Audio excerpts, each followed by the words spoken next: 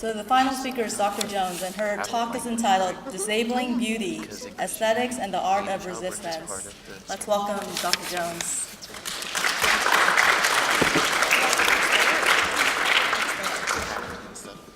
Hi everybody, how y'all doing?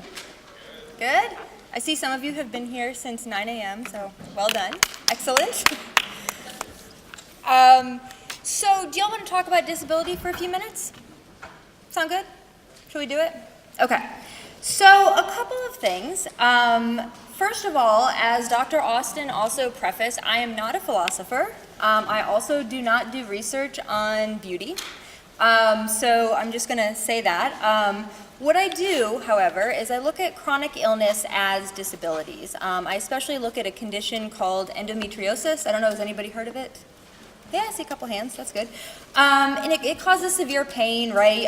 It's linked with menstrual difficulties, infertility, all sorts of things. They estimate that about 10% of cisgender women have it.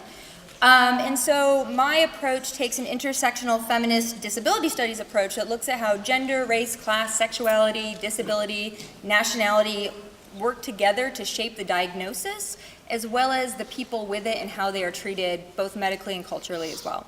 So there's that. I'm also going to challenge myself throughout this presentation, and this is a new thing for me, so it may not be great, but I'm going to challenge myself to give image descriptions in kind of the spirit of inclusion and accessibility. So I've started my presentation, which is titled Disabling Beauty, Aesthetics and the Art of Resistance, with an image up here. So you can see, I think 1, 2, 3, 4, there's about 5 people lined up horizontally, and they each have different visible physical disabilities. And next to each of the individuals is a mannequin that has been made out of their bodies, right, to represent, to look like their bodies. And this was done by a group, an organization called Pro Infirmis, and they did this to raise disability awareness, because when we think of a mannequin, right, we think of this default neutral human. And they're really saying, well, we need to think about ability when we're thinking about that. Okay, so I think that's my first slide. So this is just a really quick introduction to this idea of beauty norms. So I have an image here. There's, again, about 5 people or so. It's part of a larger image standing up. They're modeling lingerie. And it says the perfect body, right? And it says perfect fit, perfect comfort, perfectly soft, explore the collection. So this is, you know, a diverse representation of beauty, right? It's kind of how this ad for lingerie was marketed. But of course, if we look at this, we say pretty quickly, well, these beauty norms are being reproduced even with people with slightly different features, right? So everybody here is white or fair-skinned or light-skinned, Eurocentric features, light blonde hair, straight hair, lighter blue eyes, they're tall, they're thin, they have delicate features, right? And this is generally our idea of what is beautiful. So I did this thing where I went to Merriam-Webster and was like, I don't know, what is the dictionary saying about disability, or not disability, sorry, about beauty, because I don't know, I don't really study this. So they said that beauty gives pleasure to the senses, it pleasurably exalts the mind or spirit, it's synonymous with loveliness, for example, a woman of great physical beauty or the natural beauty of an island. Also, they talk about beauty in terms of an object. It's graceful, it's something that's ornamental. It's pleasurable, linked with women, linked with nature, right?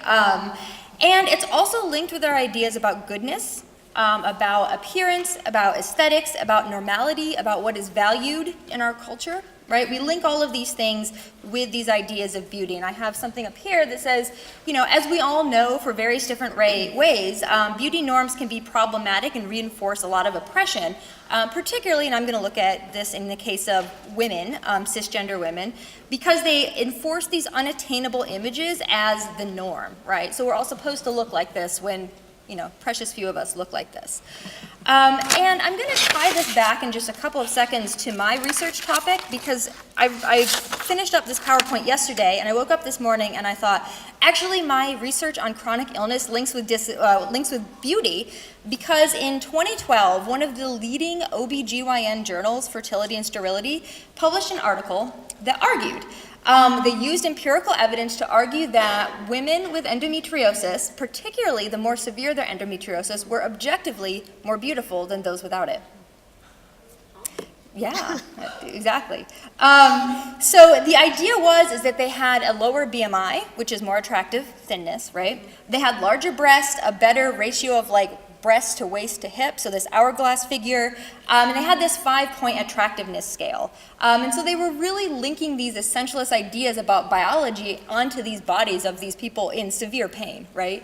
And this is also naturalized through this discourse of hormones, right? Well, people with endometriosis have so much estrogen, and estrogen is feminine and that's beautiful, is kind of this idea. And this was, you know, as I was starting to write my dissertation on this topic, this article came out. So it links. So if I go to the next slide, I want to think about beauty and ableism and how what we think of as beautiful is also kind of sending these messages about ability. So I have an image here. It's from a book called Beauty is a Verb. It's from someone who's writing this sort of disability poetics movement. And in the image, we have a person who appears feminine, light-skinned or white with long, dark hair. The person is using a wheelchair, and the wheelchair looks like it's at the bottom of a pool. So when we think about disability, I wanted to go, first of all, to the ADA, the Americans with Disability Act. And this is really a legal definition of disability, but it's useful anyway. So they say that disability is, someone with a disability is a person who has a physical or mental impairment that substantially limits one or more life or major life activity. Okay, so that makes sense. That's disability. But they continue, right? A physical impairment includes any physiological disorder or condition, cosmetic disfigurement, or anatomical loss affecting one or more of the bodily system. So I want to ask you all for a second, why is cosmetic disfigurement on there? What does it prevent you from doing necessarily? Any thoughts? Right? If I have a scar or a birthmark or some kind of disfigurement, what's that going to limit me from doing?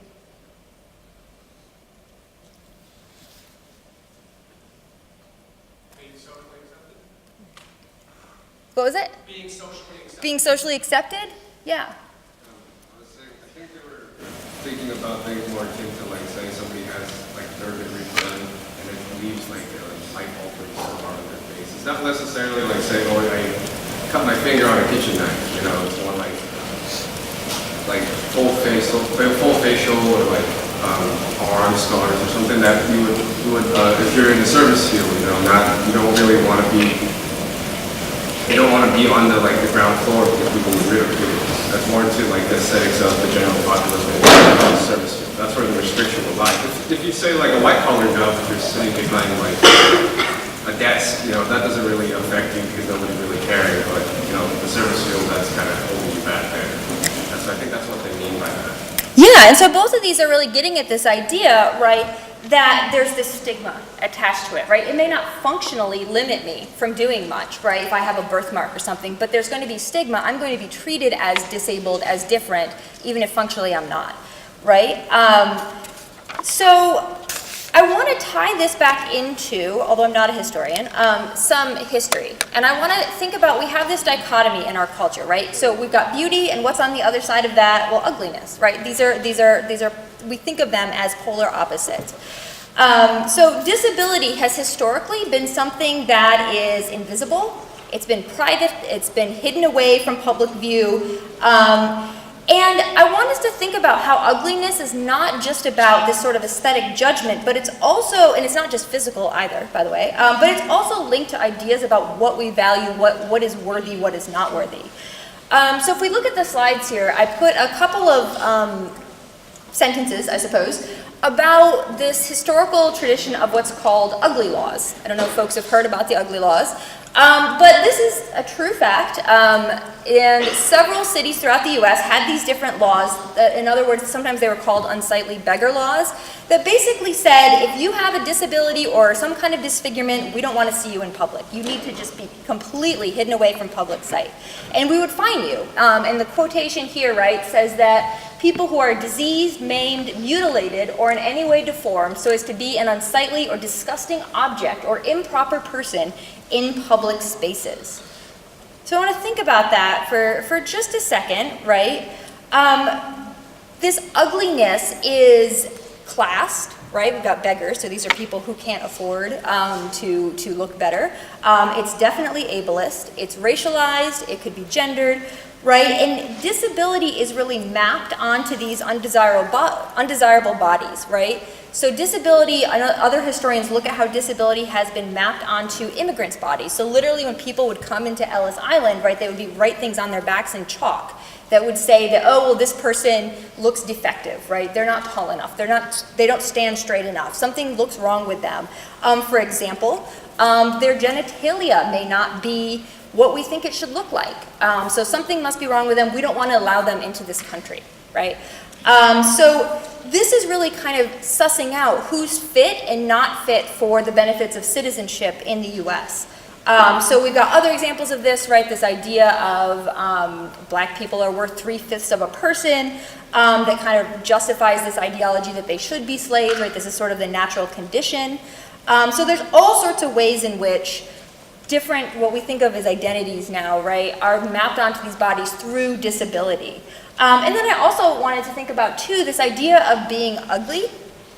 And that, has anyone ever heard that? Well, don't be ugly. Has anyone had anybody say this to you, or is this just a particularly Southern way of talking? Every day. Every day. Says that Don't to be me. ugly. Don't be Right? And they don't really mean your clothes or your hair or something like that. They mean how you're acting, right? Don't act like this.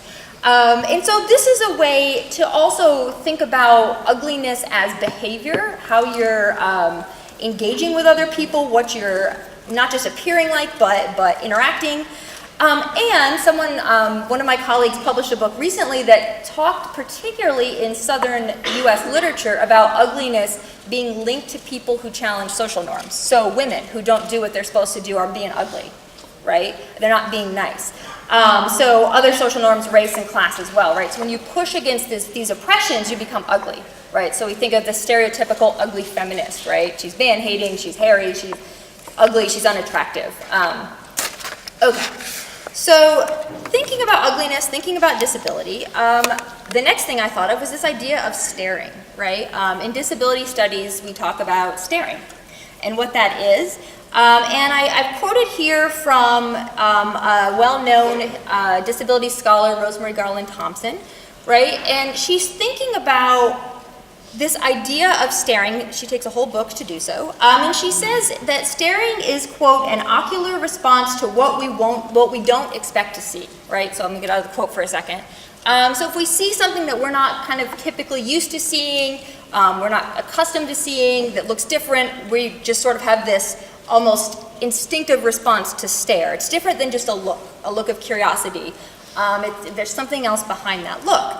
And she says, more than just looking, staring is an urgent eye jerk of intense interest, right? So it's linked, she talks about, with all sorts of different kinds of oppression. So for example, racism uses staring as a tool of domination, right? So you can think about when you've been stared at, right? There's this center on your behavior. You start to second guess yourself, right? You start to feel out of place. You feel like something is going on, something's wrong, something may be wrong about you, right? And I'm thinking about beauty in these terms as primarily visual, right? So I'm linking this concept of staring back to this idea of beauty.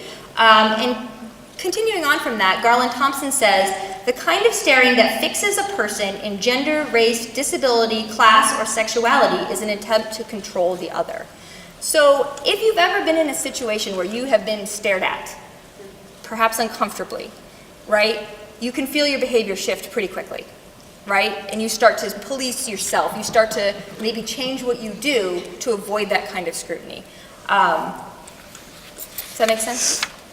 Yeah. Okay. So following from this, I want to think about disability aesthetics. And I've quoted here a little bit to set up the examples I'm going to do in a few minutes from Tobin Sievers, another disability theorist. So he also wrote an entire book just on disability aesthetics. And what he's saying about disability aesthetics, he's trying to define the field, right? And he says that aesthetics studies the way that some bodies make other bodies feel, right? He says, people with disabilities elicit feelings of discomfort, confusion, and resentment because their bodies refuse cure, defy normalization, and threaten to contaminate the rest of society.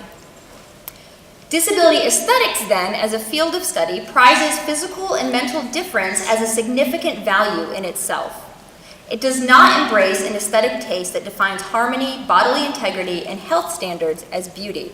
So he's really arguing that as a field of study, disability aesthetics is pushing against, very strongly against those norms of beauty, right? So in some ways, resisting them.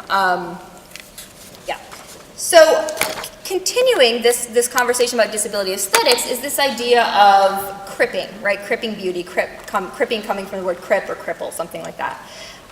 So this idea of cripping is this sort of position that challenges what we think of as the norm. So if you think back to the first slide I had, the picture on it, right?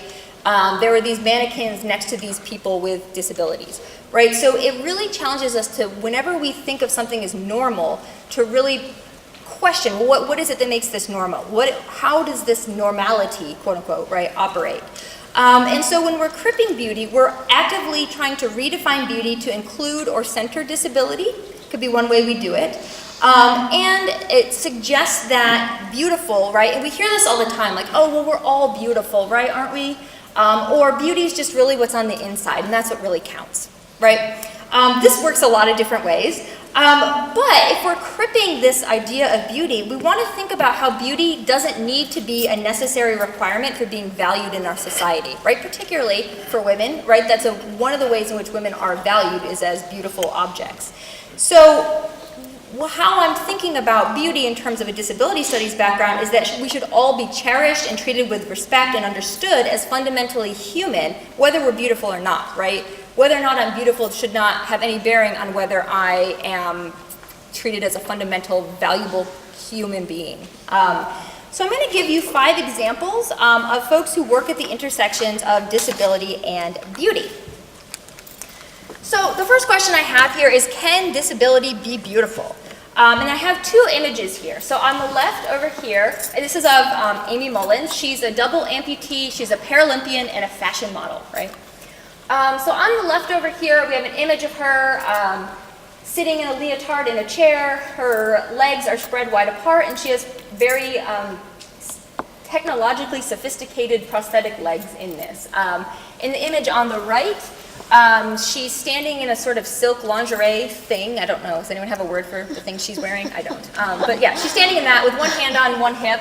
Right, she's wearing some other of her performance prosthetics, and she's putting one of her prosthetic feet on the lap of a man who's wearing a suit and also has prosthetic feet as well. So I want to think about Amy Mullins for a second. I'm just going to list the titles of some of her TED Talks, which have gotten wildly familiar. Has anybody heard of Amy Mullins? A couple people have heard about her? Okay. So here's her TED Talks. And here's the titles. My 12 Pairs of Legs. The Opportunity of Adversity. Changing My Legs and My Mindset. It's Not Fair Having 12 Pairs of Legs. So Mullins talks a lot in her TED Talks about the advantages of being disabled, right? She says she goes into public schools as like an educational opportunity. She brings all 12 pairs of her legs, which, by the way, were designed by, I forget who, but someone who was really interested in kind of taking this idea of prosthetics from being these sort of wooden things that people used after war or something like that to say, let's make them more functional, more attractive, more beautiful, right? So they worked with her to do this. So she brings her 12 pairs of legs and she sits down and she actually invites children and people to come up and talk to her about them, right? They can touch them, they can ask her questions about them, and she says, you know what, this is actually a huge advantage that I have. I can change my legs to fit the situation. I can change how tall I am. Y'all can't do that, right?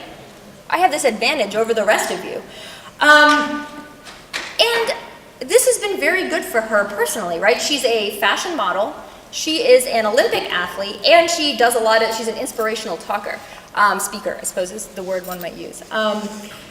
However, there's a problem with sort of Amy Mullins type ideas of disability and beauty. With the exception of her prosthetic legs, Amy Mullins meets, first of all, every single category of kind of Western American norms of beauty, right? She's tall, she's thin, she's white, she's blonde haired, et cetera, et cetera. She's got it all. So she's not really challenging what we think about as beauty. She's just sort of putting disability into this a little bit. But there's another problem too. How many of you are both fashion models and Olympic athletes and world-renowned motivational speakers? Right? Nobody, right? None of us. So this is what disability scholars call this idea of inspiration porn, basically, right? Is that able-bodied people use folks like Amy Mullins, we watch her TED Talks, we feel very inspired, and we think, you know what? She can do all that, and she doesn't even have both of her legs. I can do even better. Right? So we get to feel better about ourselves and feel inspired by someone who's disabled, and this is sort of how these are used. So instead of thinking about changing social norms or changing the oppression against people with disability, we're actually not paying any attention to that at all, right? Rather, we're just kind of feeling good because now, well, I've really thought nicely about a disabled person, right? So there's one example. Here's another one. So here I've got a lot of images. Fortunately, they're showing up bigger here than my thing. So I'm going to try to describe them. So on the bottom left, we have an image with 4 panels. It says workout on the top. In each of the panels is a person, Jess Sash is I think how she pronounces her name. And in each of the images she has, in one she has a sports bra and some short green athletic shorts, and in the other 3 she's not wearing a bra at all, and she's also got a sweatband on. On the top right, there's some images here of Jess, one where she's wearing underwear, sunglasses, and a tank top. Under the words Meet Jess. In the middle, she's got, this says the word lounge, and 2 images of her, 2 panels of her side by side. One where she's wearing a yellow t-shirt and a pair of underwear and a sweatband, and she's lounging on a couch, I think, or a bed. And another one, she's just sort of sitting up, wearing a similar outfit. And in the bottom right, it says tight, and there's 4 panels of her in a leotard and tights. Does anyone recognize sort of the spirit behind these ads?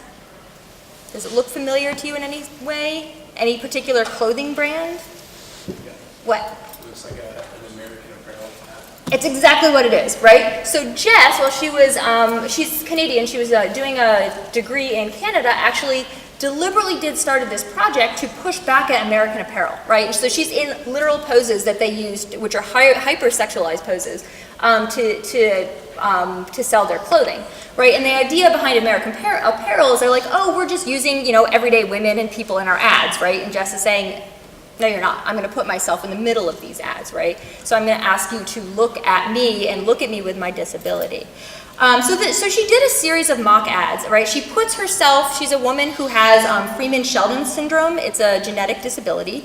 And she puts herself into these provocative, sexualized American Apparel ads, right? And this ad ran on, I think, about 270 subway stations in Toronto. So she's decided to add her body into this conversation, which is not beautiful by our normal standards, right? So she's putting herself into the center, into these images of traditional beauty. And she's really challenging us to read her body as beautiful in the same ways that we might read a traditional American Apparel ad as beautiful. So the third example that I have, I'm also going to use a couple examples of dance. So the third example is some physically integrated dance troupes. So I have on the left here, Axis Dance Company. So they're a physically integrated dance company. They're based in Oakland. So I have an image here at the bottom. There's 5 people in different poses. We have a person in the center in a wheelchair, someone over here on the left who's missing part of one of their arm, and then 3 other people who are possibly able-bodied. I can't quite tell from the images, but they're all taking different kind of traditionally aesthetically beautiful dance poses, right? And then there's another example here from Deviate Physical Theatre. This is a London-based dance troupe. They're really, what I like about this, and I'm going to show a short clip from them, is they're really redefining these ideas of beauty, right, in terms of traditional dance, to include disabled movement. So they actually teach able-bodied dancers how to move like people with disabilities. So I'm going to show an example of that, maybe.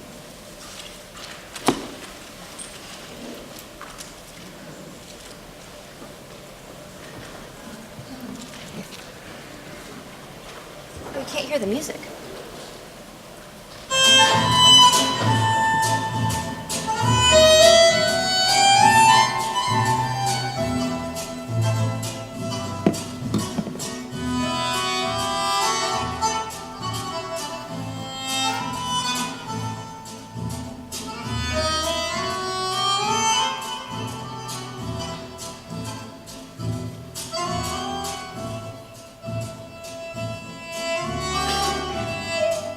I'm going to pause that because I also am going to show you part of this one that's also from DV8.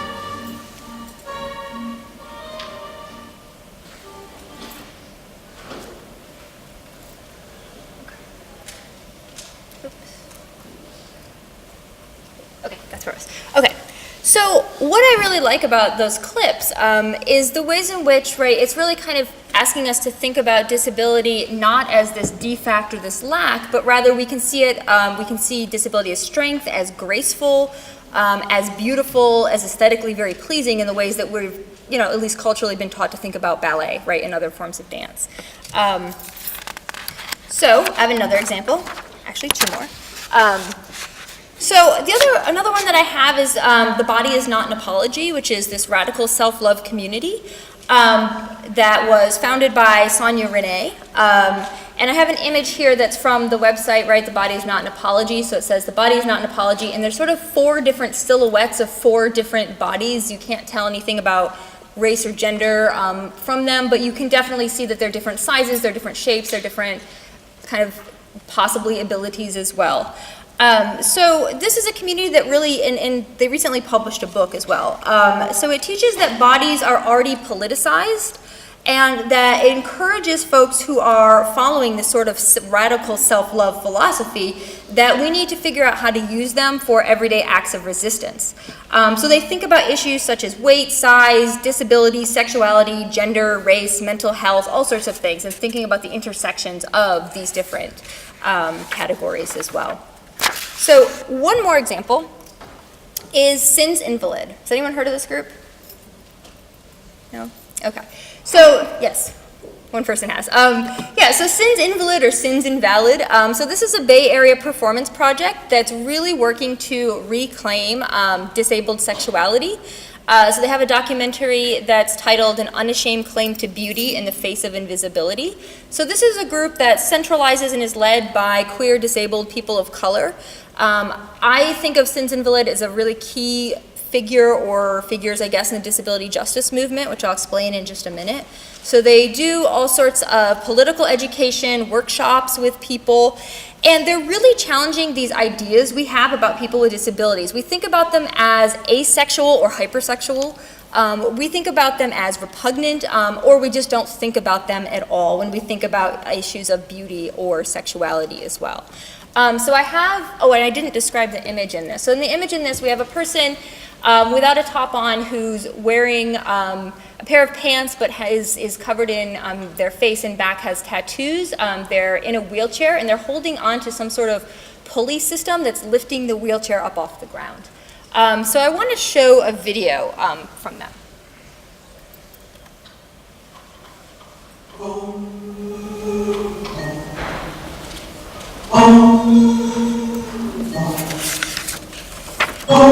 Sex and disability are two words that you don't often hear together. And if you do, it's like, ah, most people have sex?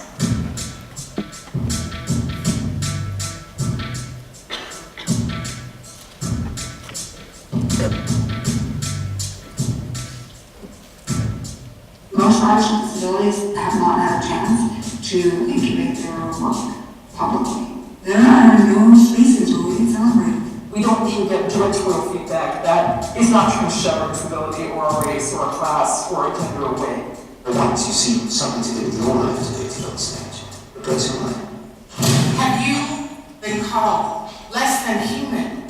Just another example of what a cripple looks like. Have you been asked? Not really.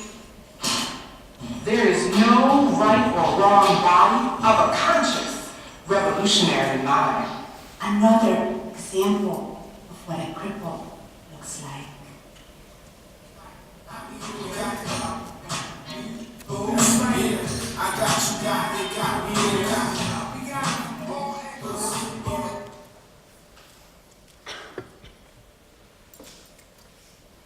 Okay, so I want to close this talk about disability justice very briefly.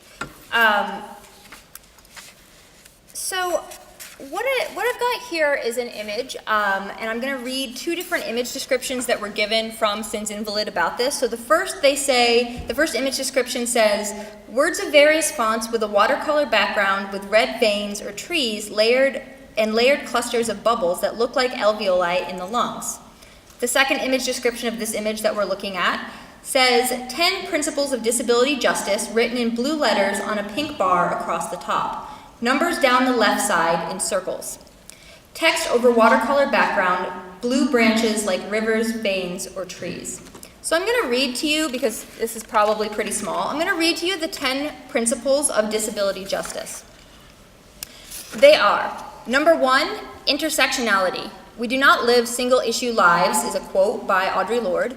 They say, ableism coupled with white supremacy, supported by capitalism, underscored by heteropatriarchy, has rendered the vast majority of the world invalid.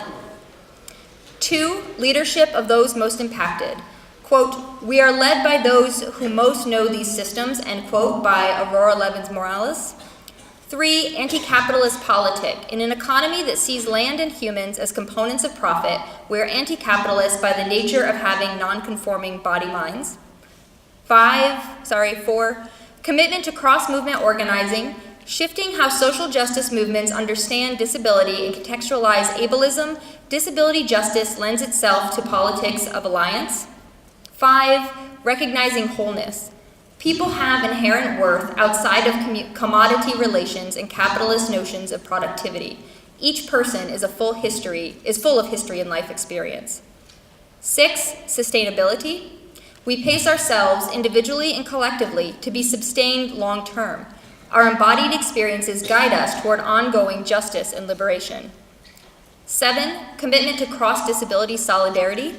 We honor the insights and participation of all our community members, knowing that isolation undermines collective liberation. 8, interdependence. We meet each other's needs as we build toward liberation, knowing that state solutions inevitably extend further control into our lives, over lives. 9, collective access.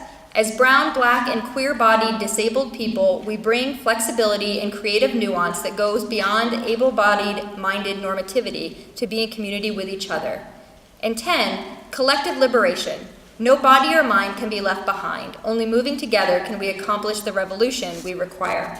So, as I'm closing, I want you to think back to the title of my presentation. Right? So when you think about disability and beauty, I want you to think not just about including people with disabilities into our definition of beauty, right? Not just adding them in to how we think about beauty, but rather challenging norms that suggest that beauty is fundamental to our worthiness and valuing those who are labeled as not beautiful, and the ways in which people who have been stigmatized as not beautiful for all numbers of reasons have been kept from accessing resources and really being seen as human beings who have a fundamental value whether or not they are beautiful. So that's the end of my talk. Thank you.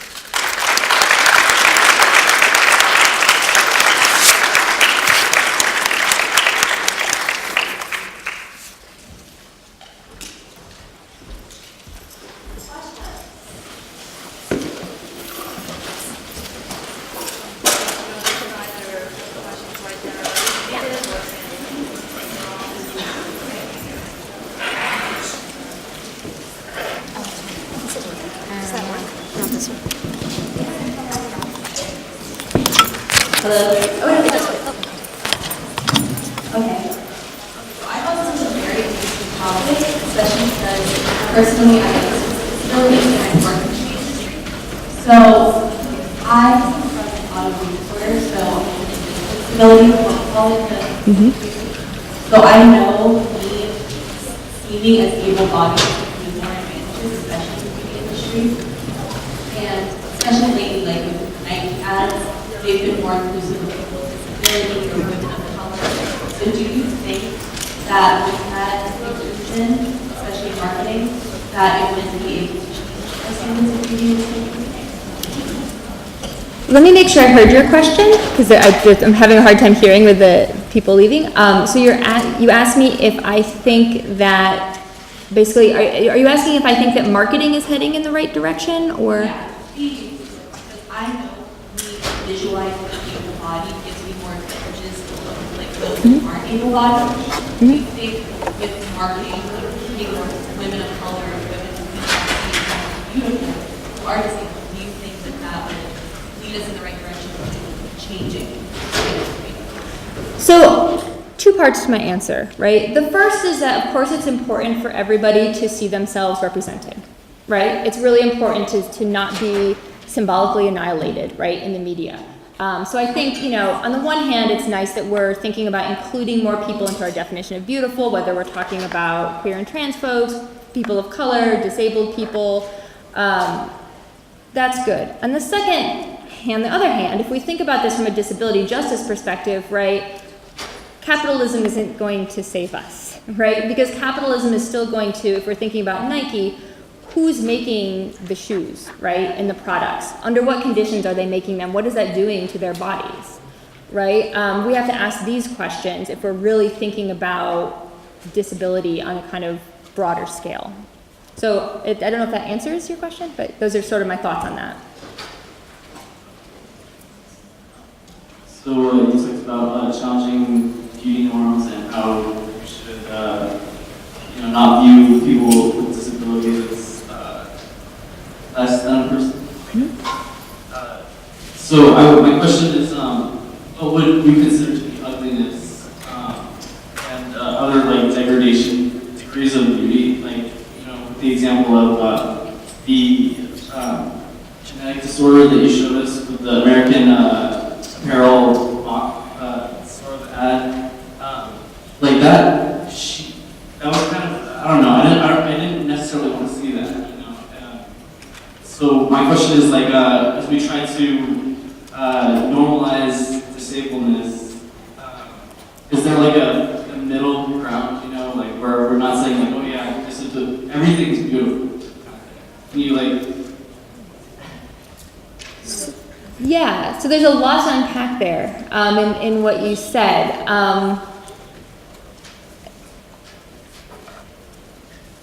I'm thinking. Sometimes it Like, takes there's a me. fine line, you know, like objective beauty, you know, like, of course we don't want to view disabled people as, you know, with disrespect or anything, but maybe there is a point where we do glorify the tall, thin, you know, maybe there's a reason for these beauty standards, you know. So I'm caught up on what you said, and if you'll let me, you said something like, I don't necessarily want to see that, right? And I'm stuck there because I'm thinking, do you necessarily want to see that if that person fits the stereotype of beauty? If that person is tall and thin and light-skinned and able-bodied and blonde-haired, et cetera, all those things. And I think that's an image that we have been told that we want to see for a while in our culture, and we've been repeatedly forced on us as beautiful, right? And I think you're asking me, I think, right, is there a middle ground in which we, you know, can maybe not necessarily sexualize people with disabilities, but can sort of include them as humans without necessarily sexualizing them? Is that sort of what you're asking? Yeah, I think that's perfect. Yeah, well, the problem with that is, right, is that we, as a society, think of people with disabilities as completely asexual, repugnant, disgusting, or hypersexual if they have any sexuality at all. So if we want people to be seen as human, we have to include sexuality in that, right? And is that the only thing that we need to do? No, of course not, right? But sexuality is a fundamental part of human existence and experience. And, you know, I think there's a reason bigger than just personal taste why we might think, I don't want to see that. And because there's histories of people with disabilities literally being hidden from us, right? I forget the word for it. If someone knows the word, you can tell me what it is, but like people used to build rooms in their homes and they would literally put disabled children in there, right? And like feed them a couple times a day. Or if you were to give birth to someone who is disabled, right, you would send them off, if you had the money to do this, right, you could send them off to an institution and kind of pretended they didn't exist, right? Ugly laws were literally trying to clear the streets of people we didn't want to look at. So this idea of like, oh, I don't want to see this, right, is linked with these larger power structures that kind of define beauty in terms of that are upper middle class, white, cisgender, heterosexual women, right? And then trivializes that group of people as well. I don't know if that answers your question, but okay.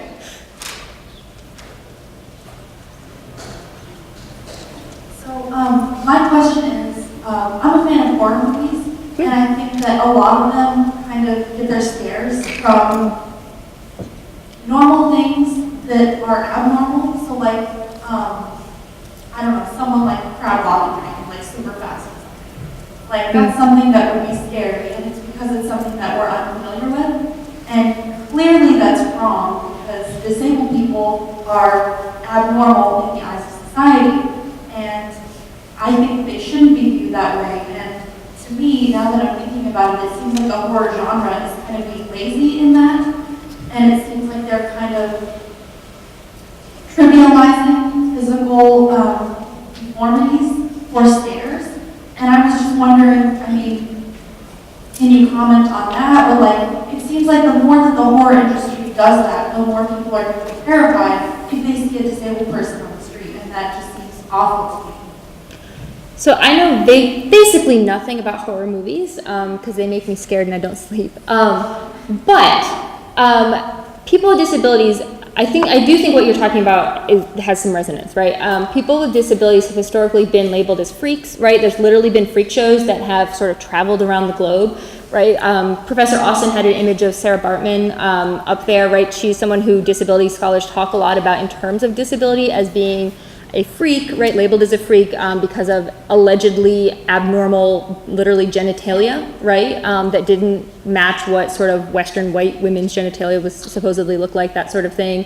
Scientific racism and sexism is looked at like, and heterosexism, I guess, has looked at like the bodies of what we would now call like lesbian women as having abnormally large and different genitalia. And I think horror is sort of, I mean, I'm focusing on genitalia, I don't know why, but horror is sort of capitalizing on these sort of fears of difference and otherness rooted in bodily difference. And I'm using difference in quotes. So I think, you know, there's this sort of, it could be that it's perpetuating this sort of fear of the other and defined widely. It seems like it might work.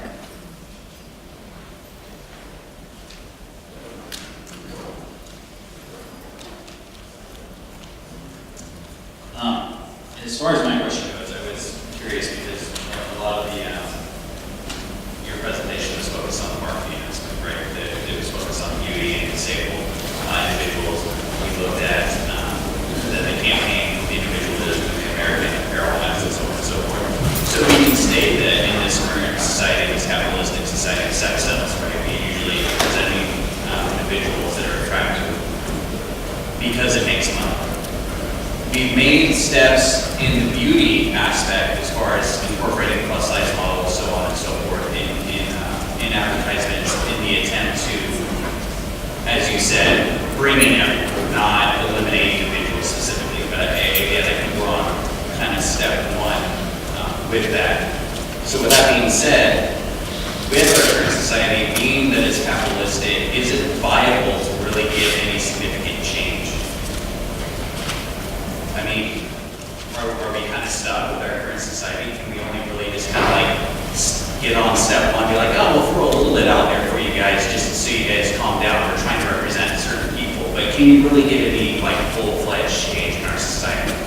Through media? Anywhere, really. I mean, I think as I answered to one of the previous questioners, like I don't think media is our answer. And I think, you know, I read the principles of disability justice at the end because I think this is actually looking at systemic change and saying we need to, if we're fundamentally valuing people, all people, right? And if we look at particularly those who are most oppressed and impacted by systems of racism and sexism and ableism, et cetera, right, then we fundamentally have to change our society. So I think disability aesthetics offers a means by which we have to start thinking about undoing this. Of course, this is a massive project, right? Because literally ableism isn't what we're doing right now. We're reproducing it in all sorts of ways, right? But I think it offers one vision of what we could do to achieve kind of those almost utopian goals. And also touch base when you were talking about the ugly laws that exist, would an answer maybe be a beauty law or something that's in focus with, like, again, focusing on marketing? I don't know, I'm just curious, like, how would you? It just seems hard. I feel like we can only really like touch base on it. We can't full-fledged actually tackle the situation without really fully breaking down society's like views on everything. I mean, like you have to completely dismantle practically even the government in the way that it operates. That's what I've seen. Is it truly viable? Do we have this like a collapse of society before anything really changes? Yes. Okay. Here you go. It sounds, I mean, yeah, I mean, this is, right, if you're really thinking about this from a justice perspective, that's the critique, and would be very, very different from the world that we live in. And speaking specifically of beauty, I think, again, kind of disconnecting this idea of beauty and value again is a capitalistic term, right? But beauty and value is something that we need to think about, because when we say that something is beautiful, we value, we treasure this object, right? It's something that's worthy. And so, you know, and this is kind of, I kind of flippantly said those things like, oh, we're all beautiful in our own different ways, or beauty's really on the inside. I think that's kind of the limitations of those mindsets, right? Is it still says that beauty is fundamentally linked with worthiness, right? So if I'm not beautiful in some way, whether it's physically or some other way, then I'm not valuable. What I think some of the campaigns I was trying to show you, particularly at the end, right, are trying to say, I don't have to be beautiful in any way, I'm valuable because I exist. Right, and yeah, and beauty doesn't need to be part of that. I just wanted to say, I have an older sister that has physical disabilities, cerebral palsy, and like I've noticed like it's not like people scared or like looking at her like a lot. But you see, like I don't know if it's because I grew up with her, but like I see her beauty. And I think maybe one of the solutions to this problem is probably like because we're all afraid of what we don't understand. Like maybe just like seeing people or like getting to meet people with disabilities, like you kind of accept it as normal if you're used to it. Like, or I mean, like if you're like with someone with a disability and you do see the beautiness in it. And I think it's kind of sad because like she kind of like doesn't consider herself beautiful like that. So I kind of think it's sad that people don't value people with disabilities. And maybe they're a person that's just so lovely. It's beautiful. Yeah, and I think that's a great point, right? We are incredibly segregated as a society when it comes to ability, right? So in one way, disability is among us as we sit here, right? There are people in this room with disabilities, right? There's invisible disabilities.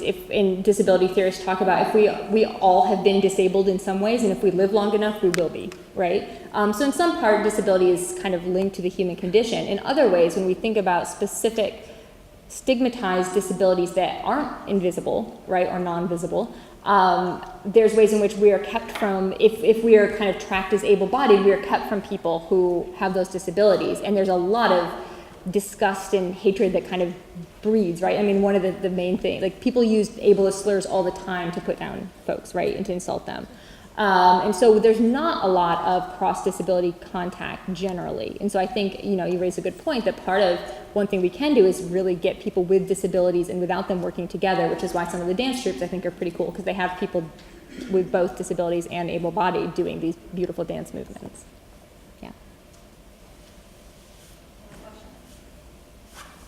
Hi. Wish I didn't know I was going to ask this question at the end of your talk. I wish I'd written down clearly something that you made, a distinction you made when you're talking about disability aesthetics. That there were sort of two goals that I was just wondering how they work together. It seems like they could work against each other.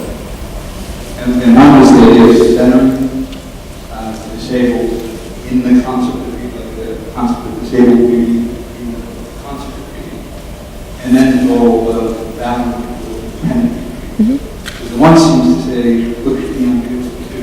And the other says, I have to be beautiful.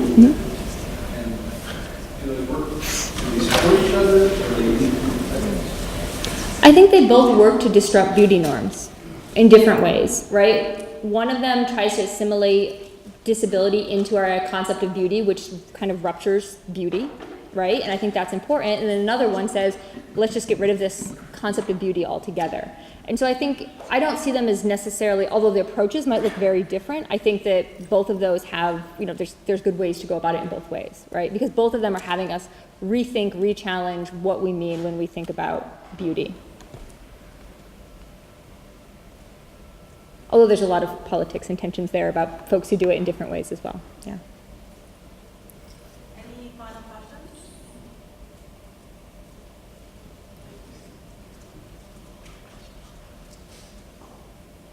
Okay, I hope I'm going to actually be able to kind of get everyone's concerns in on this. And actually going off of what Professor Denton is saying here about the difference between beauty norms and valuing someone as a person, right?